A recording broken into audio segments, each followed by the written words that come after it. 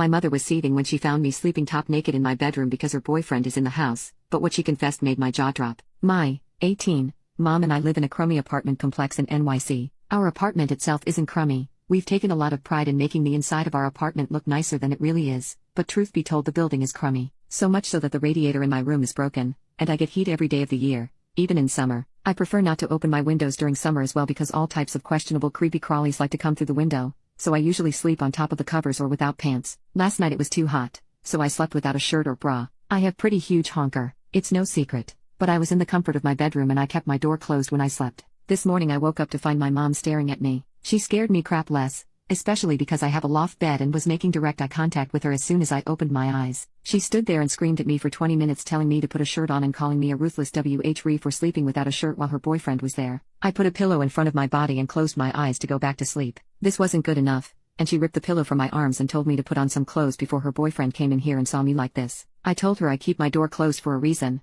and if she's worried about her boyfriend bothering me, that's more telling of her boyfriend, not me. She was absolutely seething and told me I was to live under her rules while I was in her house, and that included not being trashy and sleeping with some clothes on. I figured she was being ridiculous, but her boyfriend heard the commotion and ended up coming into the room to get her, without knocking mind you, and left me flailing to find a sheet to cover with. He was kind of eyeing me and told me my mom was right and I needed to sleep with clothes on. I'm having a hard time understanding. Am I really an a-hole here? Edit. I can't lock my door. She won't allow me to replace the doorknob with one that comes with a lock. Update. After the whole debacle, I did purchase a wedge under my door from Walmart. It worked, and I didn't have any more issues with waking up to people in my face. I used the excuse that it was to keep our cat from opening my door at night, and my mom seemed fine with that. While he was here and even after he was gone, my mom seemed detached and sort of out of it. I asked if everything was okay and she said she needed to sort out some feelings first, but she promised we'd talk when she was better. I said okay and left it at that. A couple of days later, E came back for another weekend stay. The day after he came, they had an at-home date night with drinks and fancy takeout, and that night I woke up to my door being messed with.